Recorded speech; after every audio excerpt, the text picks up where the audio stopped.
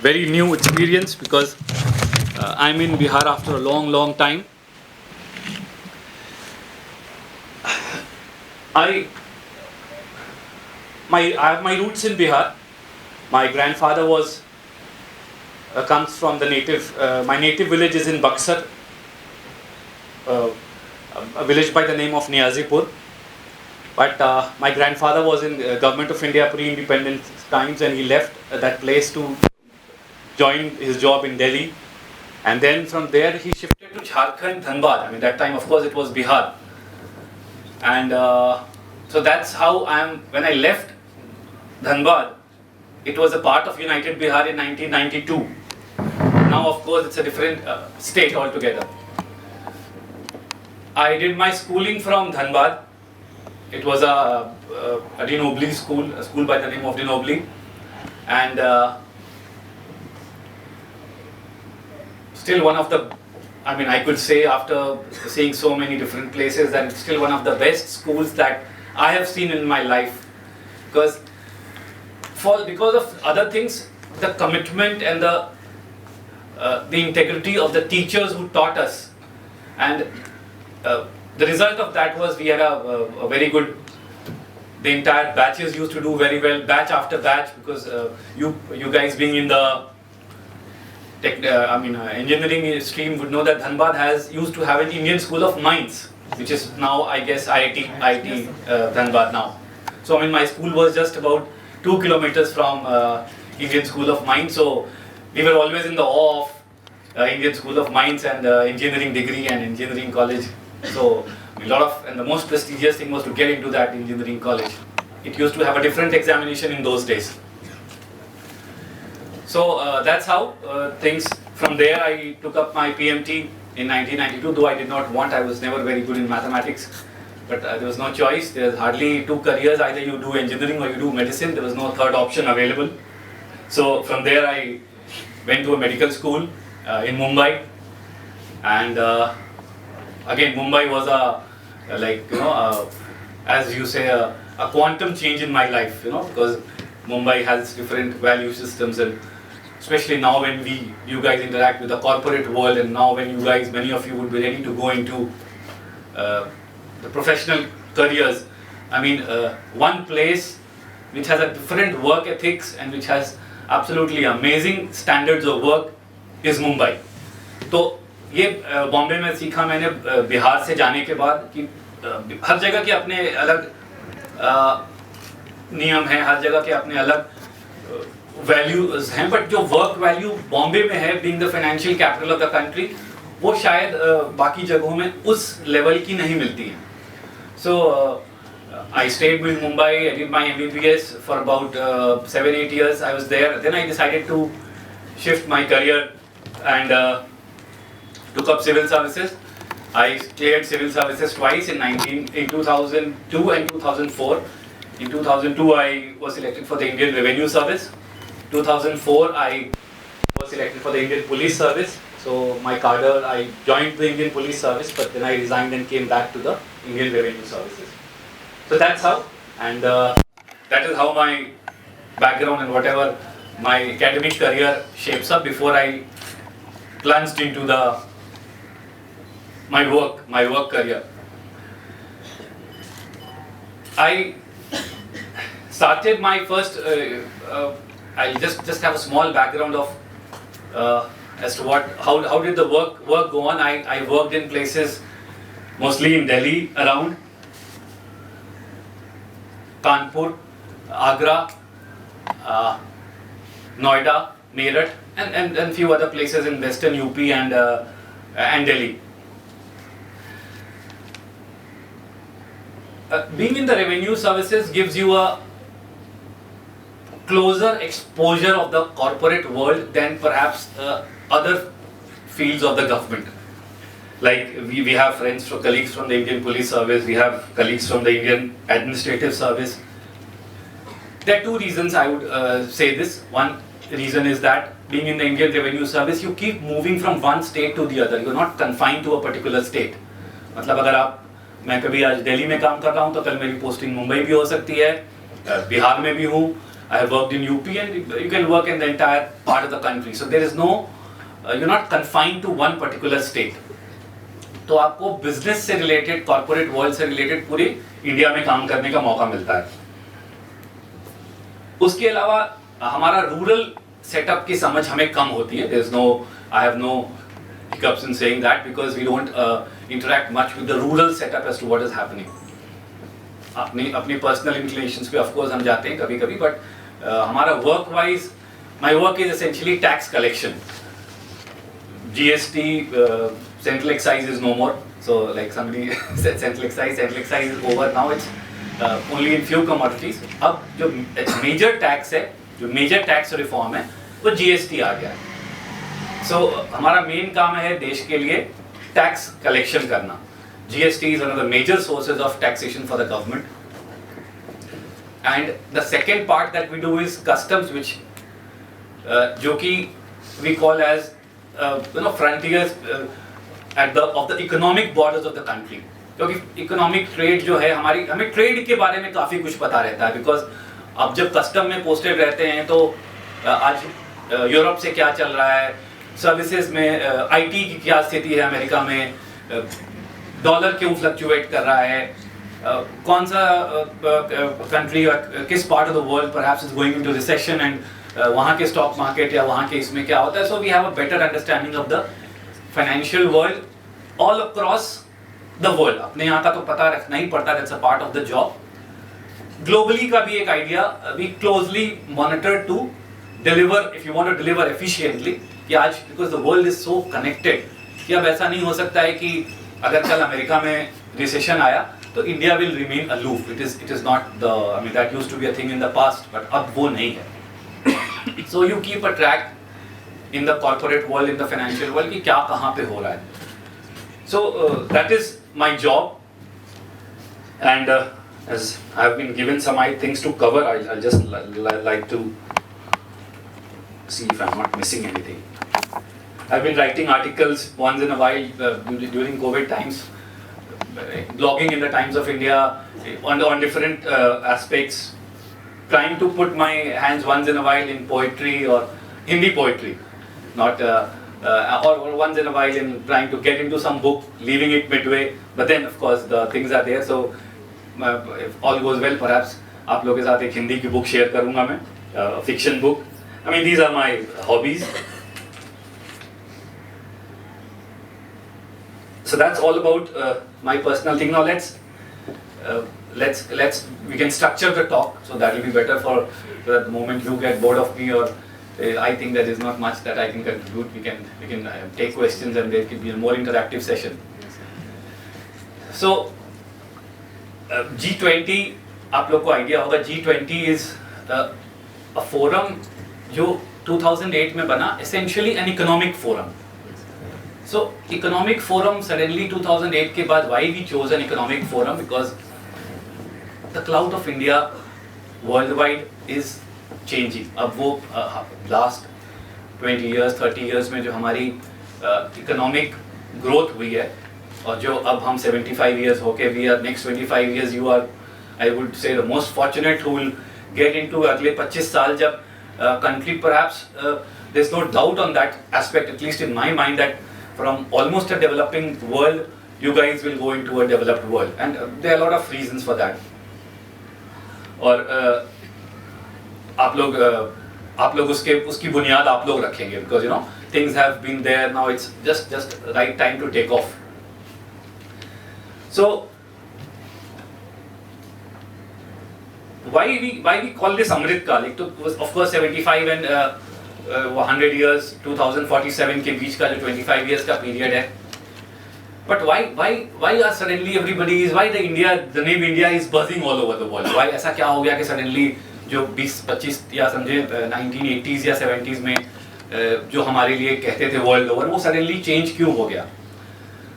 You people would understand the best.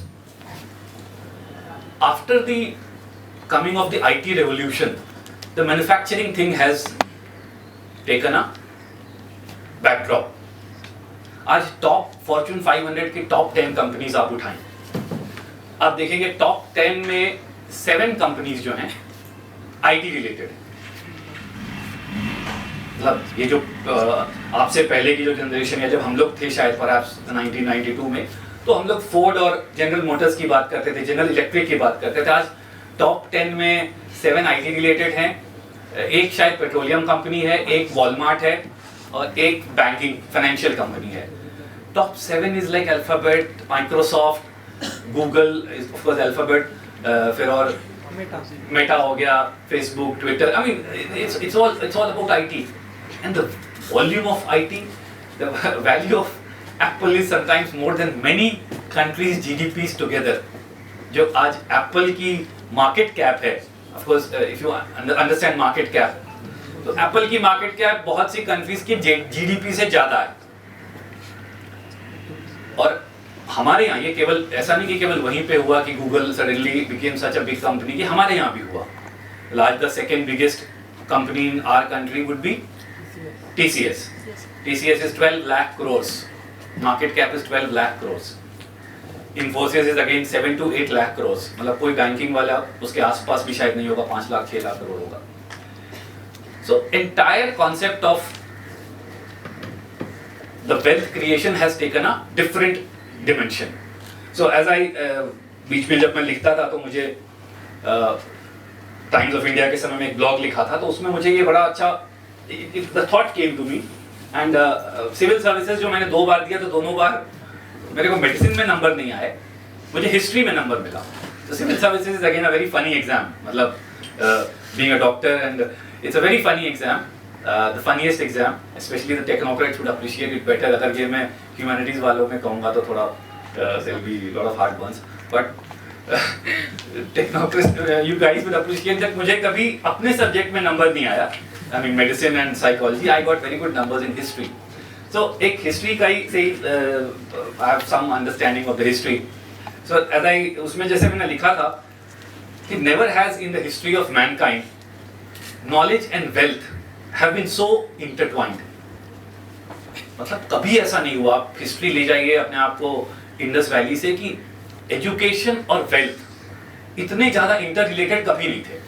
Wealth लोग trade से कमाते थे, ट्रेड के लिए कोई बहुत ज़्यादा टेक्नोलॉजी की ज़रूरत होती नहीं थी कि ठीक है जहाज चल रहा है, एक्सचेंज ऑफ आइडियाज हुए, एक्सचेंज ऑफ गुड्स हुए, आइडियाज भी नहीं थे तब, and you could make a lot and lot of money, lot of wealth creation. Wealth creation is not a dirty word anymore. I mean there used to be philosophies earlier, it would be, but I'll not get into all that.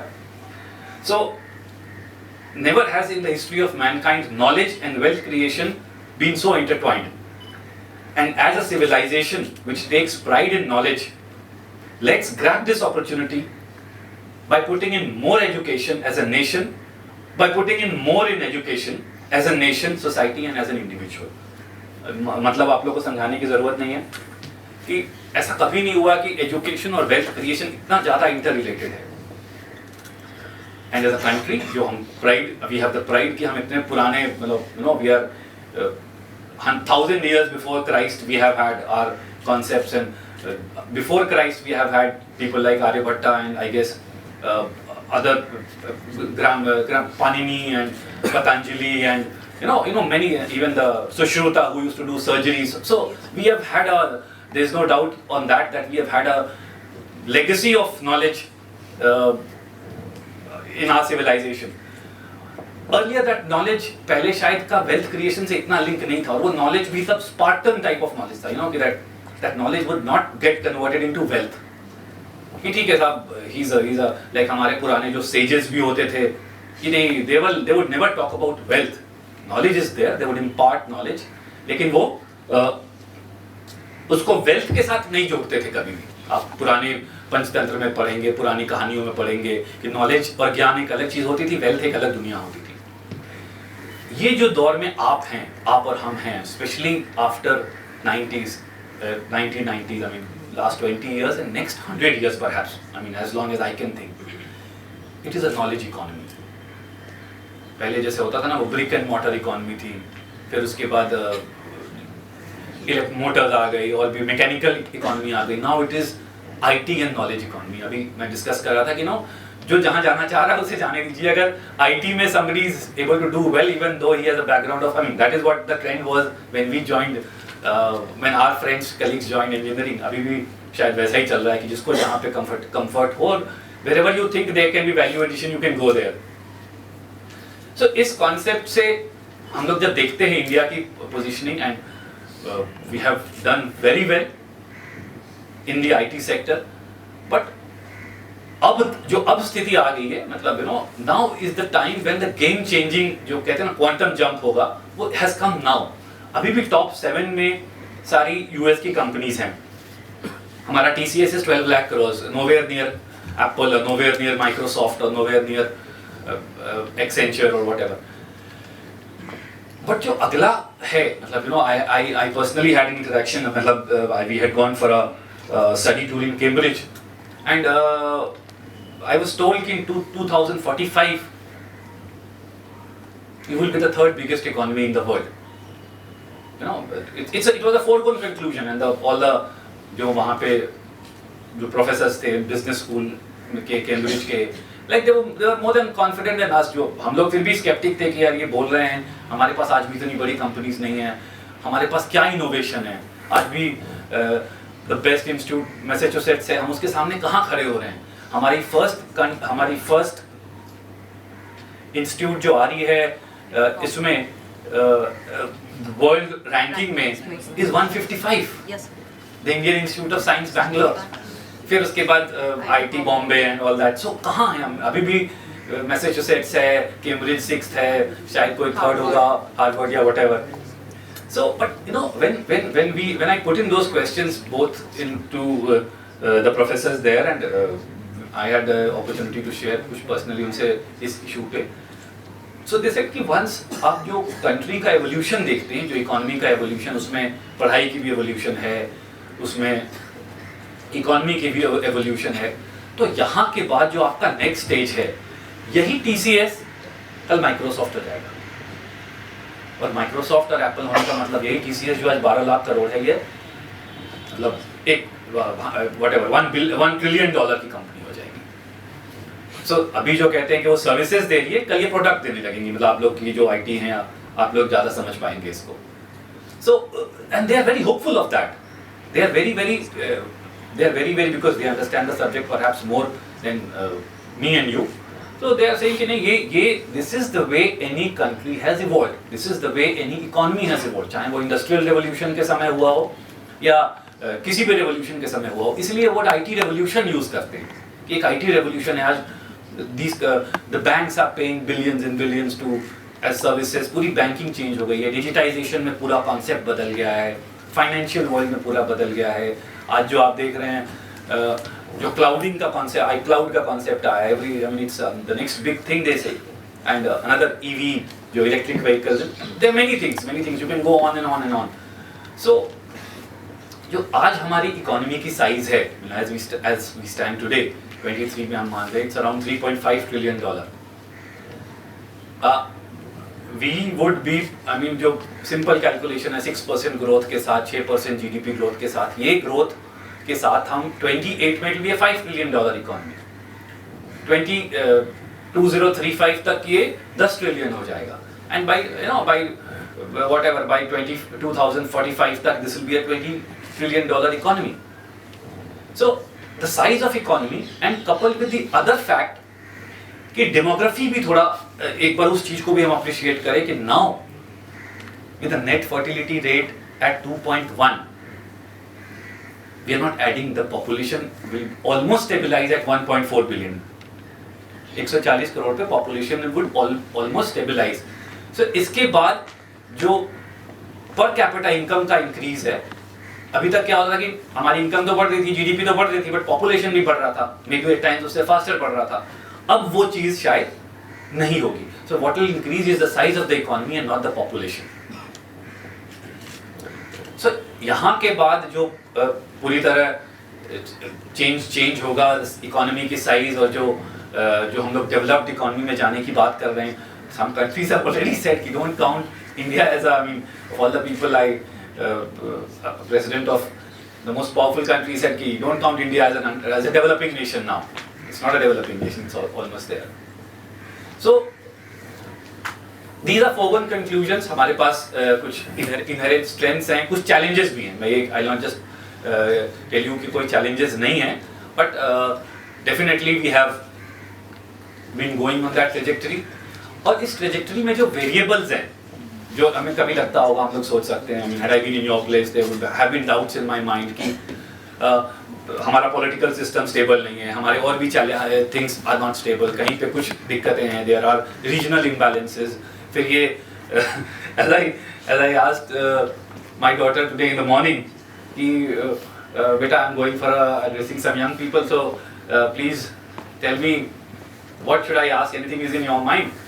तो उसने कहा पापा क्या, you just say blah blah blah about all the rosy picture that you are painting, but just tell me one thing. So मैंने कहा बोला मेरे job का क्या होगा? So like you know, coming from her at in class 10, you know, and like I was in class 10, I was not bothered about my job. It was a long way to go, but I think the generation is more should I say responsible or financially motivated, whatever. It's a positive thing.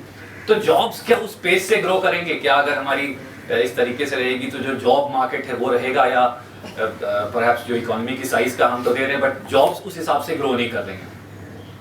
So there would be challenges. I don't say that everything would be you know like absolutely एकदम इसी pattern पे रहेगा, अलग अलग तरह के issues रहेंगे, but one fact is there that the जो इंडिया की साख है वो पूरे वर्ल्ड में कुछ डिसिप्लिन्स में एस्टैब्लिश हो चुकी है।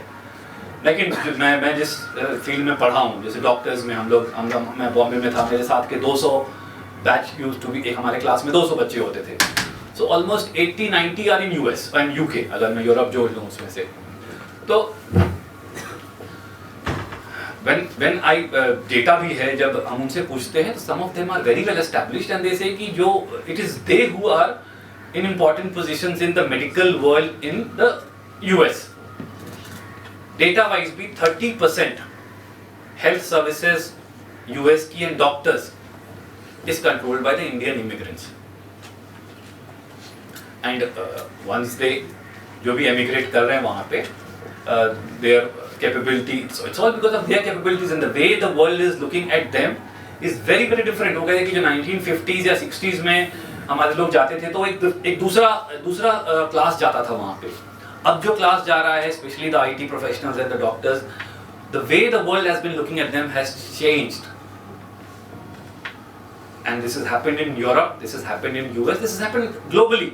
We had gone to South Korea, तो वहाँ भी मतलब यू नो दे हैव जो IT में हमारी प्रोग्रेस है, हमारी एफिशिएंसी है, even in South Korea they have I had gone for an academic course there, so they see that I mean India is one of the best, I mean the best के लिए थोड़ा बहुत ठीक है रहता है, but it is certainly one of the best. And आज सारा wealth creation, majority of wealth creation इस सेक्टर में हो रहा है। ठीक है, और भी चीज़ें हैं, सेमीकंडक्टर्स हैं, अब EV है, इलेक्ट्रिक व्हीकल है, रिन्यूएबल एनर्जी है, ये सब जो हैं जो अगले सेक्टर में ग्रोथ के लिए जो हमें $20 ट्रिलियन इकोनॉमी या जो भी एक डेवलप्ड कंट्री के इकोनॉमी की साइज बनाने में जो हमें हेल्प करेंगी, वो ये सब भी रहेंगी। बट IT का रोल इज एब्सोल्युटली इनएविटेबल, और उसमें हमारी प्रोग्रेस हमें एक काफी आगे तक ले जाएगी। So this is one part. उसके अलावा भी चीजें हैं, हमारे पास कुछ ऐसे रिसोर्सेज हैं जो हमने अभी तक उस लेवल पे टैप नहीं किया जो शायद करना चाहिए। I was just checking out कि जो टूरिज्म है उसमें कितना पोटेंशियल है हमारे पास। A place like Paris, I mean a country like France has almost 82 million people coming to see France and Paris. I mean essentially Paris and things around, foreign visitors जो Paris के France के बाहर से। And that comparable number जब हम अपने से compare करते हैं तो हमारे पास अभी शायद 3 मिलियन है। A country as big as India has 3 million foreign visitors. So मतलब that 90 lakhs in France and 30 lakhs, कितना हुआ 3 मिलियन या 30 lakhs. So there's a big and tourism, as I said, जो जॉब की मैं बात कर रहा था कि जॉब वाला एस्पेक्ट है, tourism has great potential for employment. आप पूरे वर्ल्ड ओवर देखिए टूरिज्म में जो इतने मतलब because they are developed economies, they have उनके सोशल सिक्योरिटी सिस्टम्स बहुत अच्छे हैं, तो उनके पास once the tourism they come as a tourist, they spend decent amount of money and there's a lot of job creation on that aspect. So एक ये field है जो and India is exciting to them now.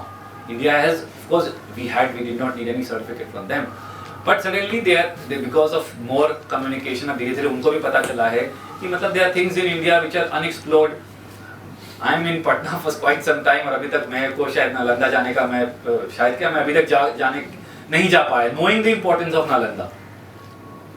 कि what is Nalanda University? What was Nalanda? Historically Nalanda क्या रहा है?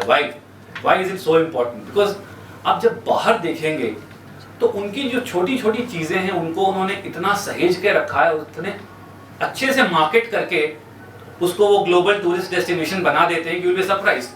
हम लोग सियोल में गए थे and we were told that this is the best place where to go to Seoul, जहां सबसे ज्यादा टूरिस्ट आते थे। So we went there and it was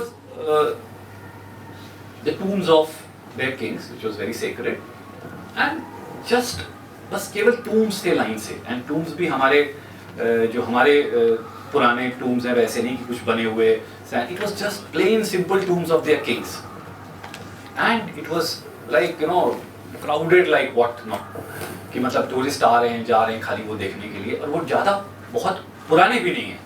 it is in 14th-15th century के टूम्स है, बट उसको उन्होंने प्रिजर्व किया है, उसको बताया है कि 14th सेंचुरी में हम थे, you know, we existed in 14th century, Korea existed in 14th century, and this is the tomb of our ruler, whosoever he was, और कोई उस पे concrete structure नहीं है, ऐसा कुछ नहीं है। So there are things which there are challenges, अभी भी हमारे लिए challenges है जहाँ पे हम करें तो we can really जो ये अगला अमृत काल का है, that dream is not just achievable, वो होना तो है ही, उसमें कोई डाउट नहीं, just about the pace of that, कि शायद 45 में हो या 40 में हो, अगर ग्रोथ हमारी बढ़ जाए 7% की जगह या 9% होने लगे तो शायद ये 2040 में हो जाएगा, जो हम लोग एक डेवलप जो इकोनॉमी का जो एक विजन या एक ड्रीम हम देख रहे हैं। See, civil services gives you an opportunity to work in a broader canvas. Coming from Bihar, and in my times, you know, we were not in times of जो अभी भी मैं सारी बातें कर रहा था या आपके साथ, ये हमारे समय में इतना बड़ा आईटी इतना बड़ा हो जाएगा या इतनी अच्छी अपॉर्चुनिटीज आएंगी कि हम स्टार्टअप कर पाएंगे, I can be an entrepreneur और I can be unicorn start कर सकता हूँ मैं, ये सब था नहीं हमारे समय में। either you take up medicine or you take up engineering, and civil services as a career option gives you a bigger canvas to work in the society. आपके पास वैरायटी ऑफ जॉब्स हैं, आपके पास अगर फाइनेंस में interest है तो आप finance में work कर सकते हैं, अगर आपको रूरल में इंटरेस्ट है तो आप रूरल में वर्क कर सकते हैं। Like I just share with you, since I came to Bihar after 30 years, मैं 1992 में Bihar I left Bihar, and then I did not come to Bihar, I mean just once in a while, एक आध बार कर लिया आया। So when I came here I just incidentally went to my village जो बक्सर में है, and when I saw the state of government girls school there, I was little upset. You know, I was little upset, and we have, as the head of the departments, we have a Pradhan Mantri Swachhata Fund जो हम कहीं पे भी use कर सकते हैं उसको as a अपनी ऑफिस से। So after seeing the state condition of that school, जो मैं गांव का girls school था, I decided that I will use my entire fund, which is again a substantive fund, in renovation of toilets of only rural villages. I mean only rural schools, and that too girls schools. So एक इस तरह का canvas civil services आपको देता है, you know, you can work as per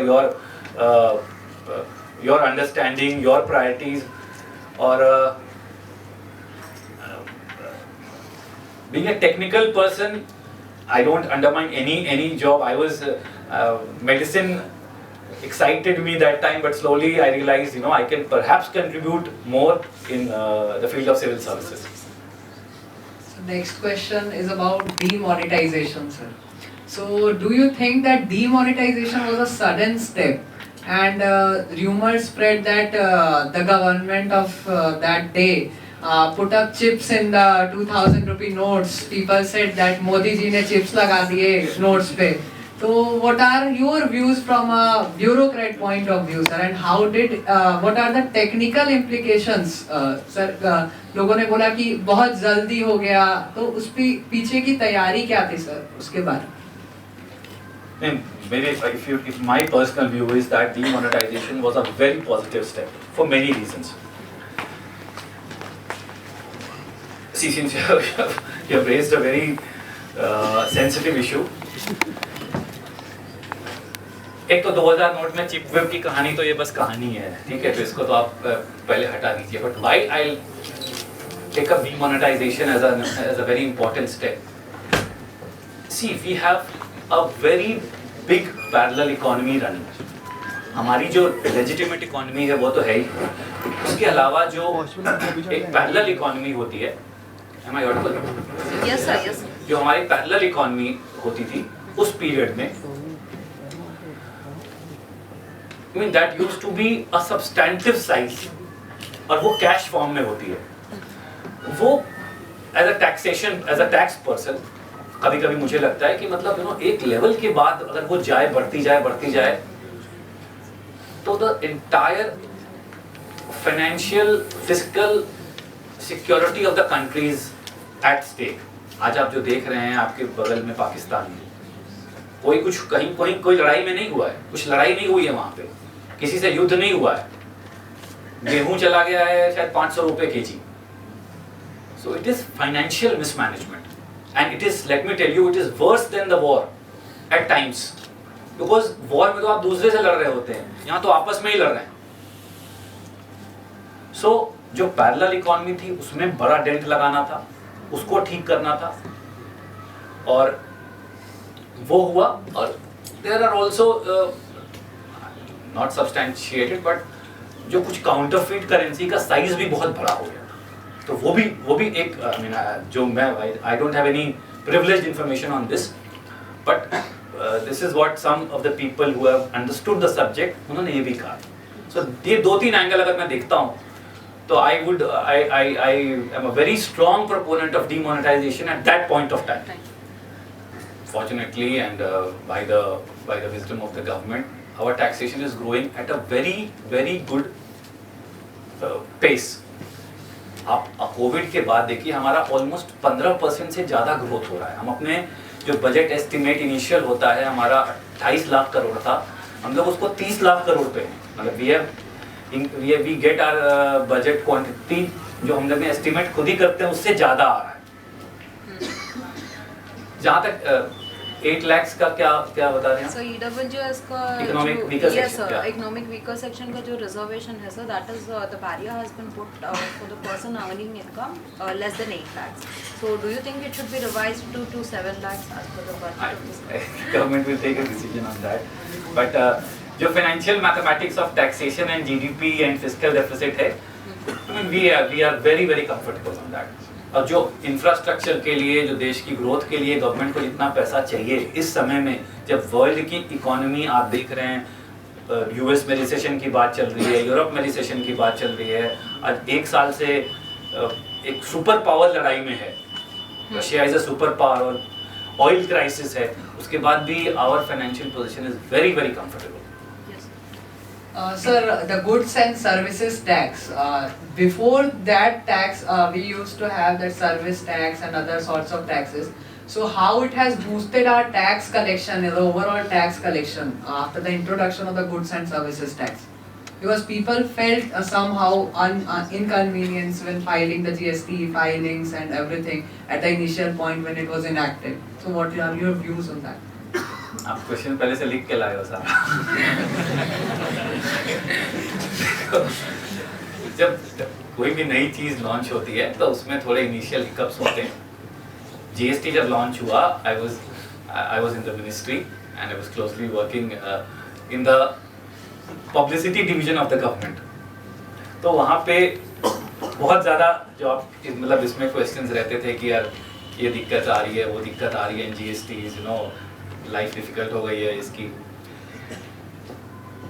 initial 6 months hiccups थे हमारे जो टेक्निकल प्लेटफॉर्म है उसमें थोड़ी बहुत प्रॉब्लम्स आई, but over a period of time things has been smoothened out. हमारा टैक्स कलेक्शन पहले की अपेक्षा बहुत अच्छा बढ़ गया है। सी एग्जैक्टली उसको कंपेयर करना थोड़ा मुश्किल इसलिए है कि तब स्टेट का वैट होता था, सेंट्रल गवर्नमेंट का सेंट्रल एक्साइज होता था, ठीक है। तो टोटल स्टेट से अब क्या है, दोनों का कॉमन हो गया है। एक साल महीने का हमें ऑलमोस्ट 1.5 लाख करोड़ आ रहा है, आधा स्टेट को जाता है आधा सेंटर को जाता है रफली, ठीक है। तो उसको पुराने से कंपेयर करना थोड़ा एक डिफिकल्ट एक्सरसाइज है। हर स्टेट के अलग अलग डायनामिक्स है, because earlier it used to be manufacturing oriented economy, अभी कंजम्पशन ओरिएंटेड इकोनॉमी है। A state like Bihar has benefited, but may be some other states would not have benefited, जो manufacturing oriented, जहाँ manufacturing ज़्यादा होती थी। But overall the taxation, जो मैं कह रहा हूँ बार बार, revenue position of the country, जो टैक्स टू जीडीपी रेशियो है वो भी बढ़ा है, वो भी पहले से अच्छा हुआ है। और जो रेवेन्यू की आप टोटल कलेक्शन देखेंगे, so that has improved at a very comfortable position. So in the recent union budget, emphasis on capacity building in securities market was put forward.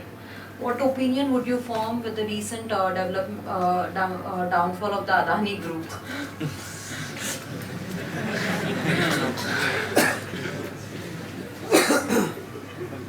आपने वो कभी स्टॉक मार्केट या म्यूचुअल फंड कभी लिया है या कभी उसके बारे में पढ़ा है? वो अदानी ग्रुप जब कोलैप्स हुई थी, सब मैं इन्वेस्ट करने के लिए देखी थी, बट हिंडनबर्ग रिपोर्ट पढ़ के तो मैं छोड़ ही दी थी। नहीं, उसमें नहीं छोड़िए आप, मैं किसी को रिकमेंड या किसी को मना नहीं करूंगा, I am a government employ. But एक तो पहली बात, आप जब मार्केट में जाते हैं, मैं एकदम सिंपल, ये मेरा बॉम्बे का नॉलेज है, ये ना मेरा सिविल सर्वेंट का नॉलेज दे रहा हूँ, ना मैं रेवेन्यू सर्विसेज का दे रहा हूँ, ना आपको ये दे रहा हूँ, ये मेरा बॉम्बे का नॉलेज है। बिकॉज हम जब हॉस्टल में रहते थे कॉलेज में, तो भी मेरे आधे दोस्त स्टॉक मार्केट में पैसा लगाते थे कि ये बॉम्बे का कल्चर है। मेरे कुछ दोस्तों ने मुझे भी खरीदवा दिया था कि यार ये ले लो, स्टेट बैंक ऑफ इंडिया अच्छा करेगा। I am talking way back in 1994।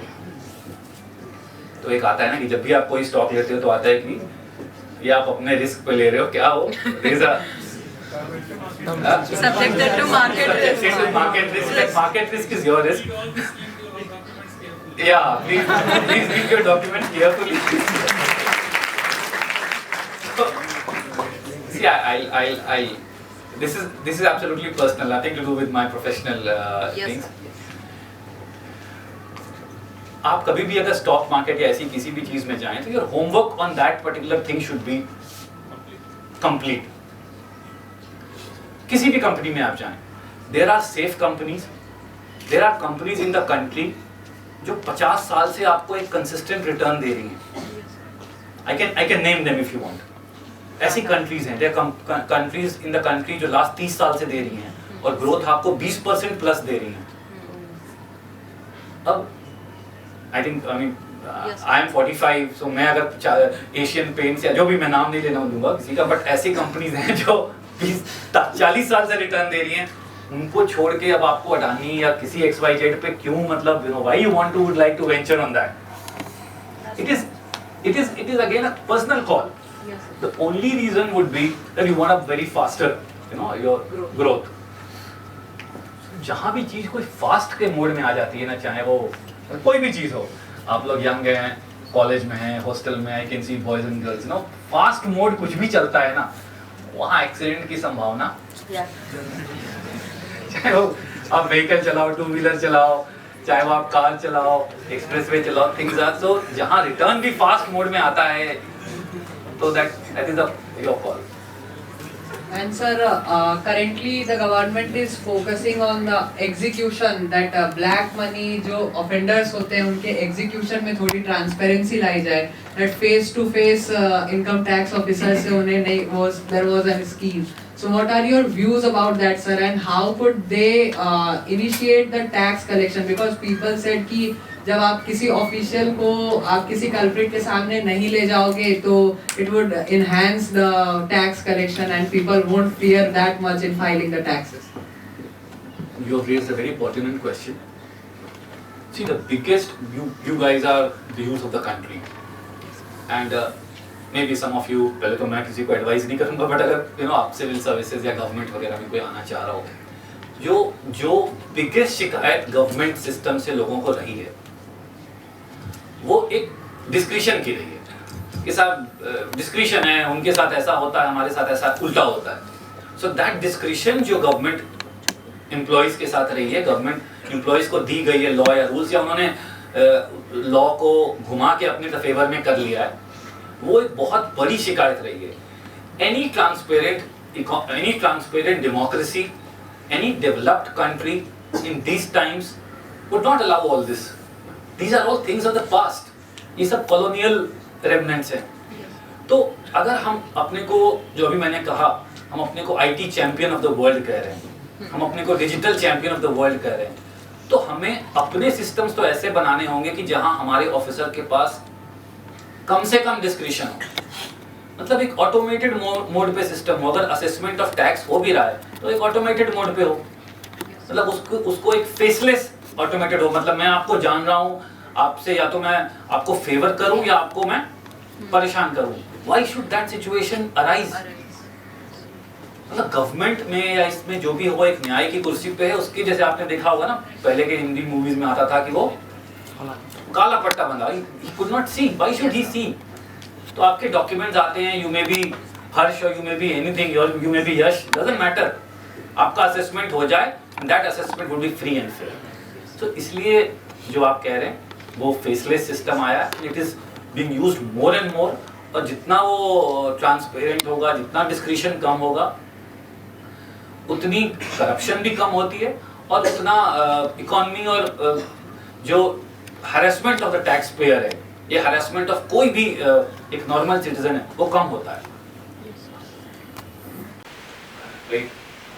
होते हैं, बट एसेंशियली जो हम लोग कोशिश करते हैं, कोई भी गवर्नमेंट कोशिश करेगी कि अगर हमारा जीडीपी ग्रो कर रहा है 6%, 7%, जो गवर्नमेंट के फाइनेंशियल कमिटमेंट्स हैं कि 7% ग्रो करना चाहिए हमारा जीडीपी, तो 7% ग्रोथ के लिए कितना पैसा हम सरकार खुद ही अपने कंट्री से निकाल पाए, क्योंकि उसके अलावा जो भी पैसा चाहिए होगा वो हमें लोन लेना पड़ेगा, वो हमें बोरोविंग लेनी पड़ेगी।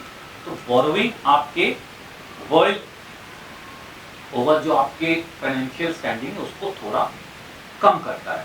तो जब सबसे इम्पोर्टेंट ये रहता है कि जो भी हमारी डेवलपमेंटल स्कीम्स हैं, हमें अपनी सुरक्षा पे कितना खर्चा करना है, हमें अपने डिफेंस पे कितना खर्चा करना है, हमें अपने एजुकेशन पे कितना खर्चा करना है, हमें अपने हेल्थ पे कितना खर्चा करना है, उस हिसाब से अमूमन ये 10% से ऊपर रहता है। We do that, and of course then उसके अलावा और भी चीज़ें हैं, जैसे इकोनॉमी की क्या स्थिति है। ऐसा नहीं कि वर्ल्ड ओवर रिसेशन चल रहा है और हम लोग कोई अनयूजुअल टारगेट रख लें, बट अगर इकोनॉमी अच्छा कर रही है, अगर हमारी जीडीपी का ग्रोथ हो रहा है, तो रेवेन्यू एज वी से is a by product of the growth. कोई व्यापारी या कोई बिजनेसमैन या कोई बड़ा कॉर्पोरेट टैक्स के लिए अपना बिजनेस नहीं कर रहा है, वो अपना बिजनेस अपने प्रॉफिट के लिए कर रहा है, टैक्स हमें एज अ बाई प्रोडक्ट आ रहा है। सो जिस हिसाब से अगर बिजनेस अच्छा चल रहा है, बिजनेस क्लाइमेट अच्छा है, एनवायरनमेंट अच्छा है, ग्रोथ अच्छा है बिजनेस का, तो टैक्स वुड ऑटोमेटिकली कम।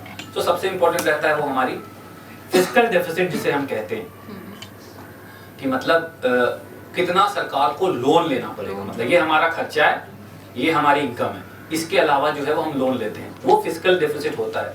तो जैसे हमारी फिस्कल डेफिसिट अभी 5.9% है इस 2023 में, हमारा टारगेट है 2025 तक इसको 4.5% करना है। तो वो हम अपने उसी हिसाब से हमारे रेवेन्यूज ग्रो करते हैं, उसी हिसाब से हमारे एक्सपेंडिचर्स होते हैं, and we had contained our fiscal deficit to a very considerable level.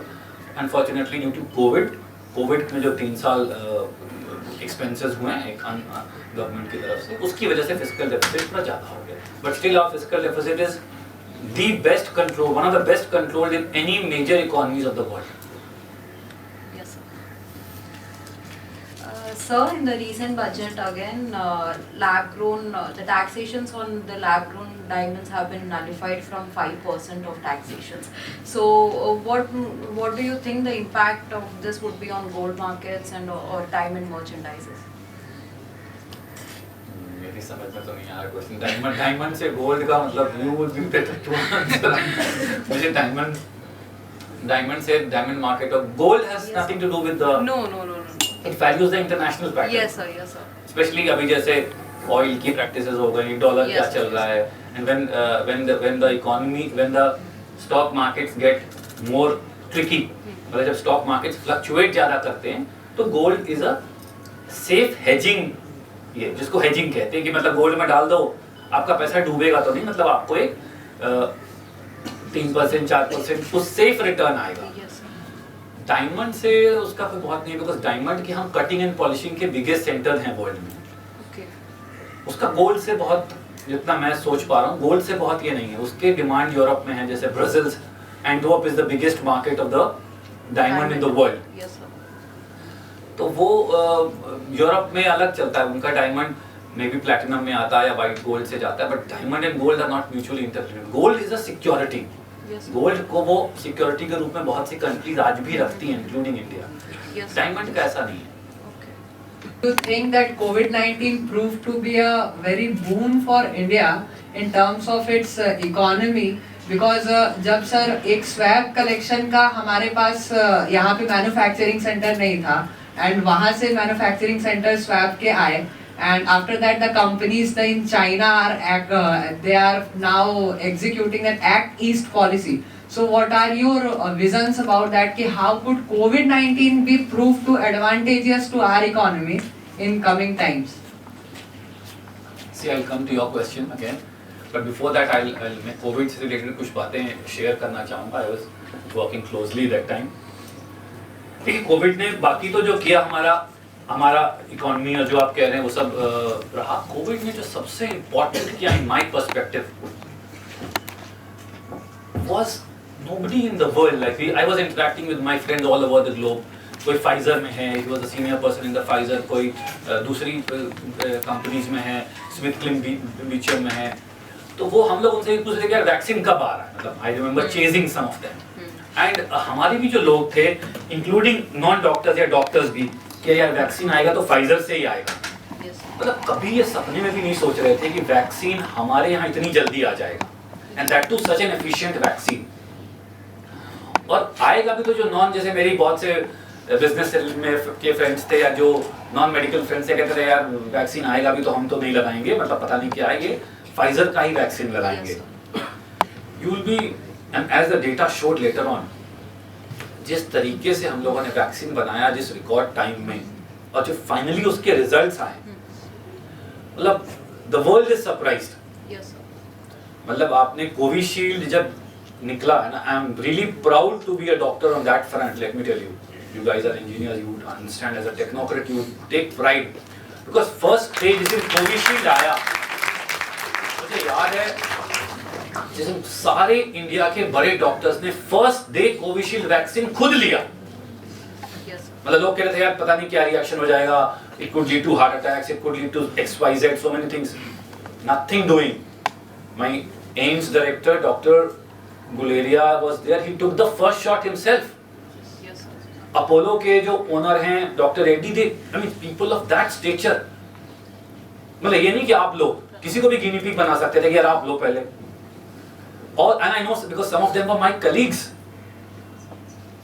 जिन्होंने फर्स्ट डोज फर्स्ट दिन, आपको याद होगा, पहले डॉक्टर्स ने लिया और अपना इंडिजिनस वैक्सीन.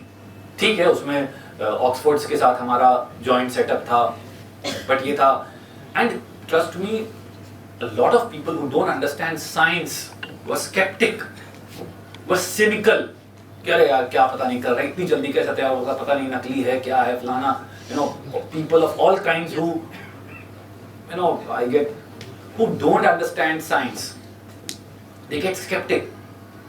But आपको यही देखना चाहिए कि जो इसको आपसे, एक डॉक्टर आपसे ज्यादा अच्छा जानता है उसको, अगर वो खुद ले रहा है, I mean, his life is as precious as your and me, or for that matter anybody. So that they led by example, and both scientists of the country, the doctors of the country, इन्होंने लिया vaccine, खुद लिया, health care workers. तो वो पूरे world के लिए बहुत बड़ा आई ओपनर था. और उसके बाद कोवैक्सीन आया हमारा 100% इंडिजिनस. मतलब इमेजिन इंडिया एक्सपोर्टिंग वैक्सीन्स. ठीक है, उस समय लोगों ने कुछ भी कहा, बट इंडिया एक्सपोर्टिंग वैक्सीन्स, जो आज आप ये वसुधैव कुटुंबकम G20 का लगा रहे हैं, I mean, इसको स्पिरिट और प्रैक्टिस में इंडिया ने जिया. I mean, no country did it.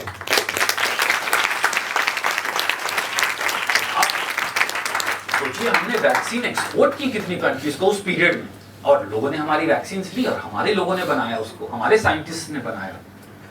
तो देखिए आप, you all guys are from science background, यही जो हमारी साइंस और रिसर्च की फाउंडेशन है, यही इंडिया को कल $25 ट्रिलियन इकोनॉमी बना, इसी के बल पे हम कह रहे हैं, आप ही की फाउंडेशन पे कह रहे हैं।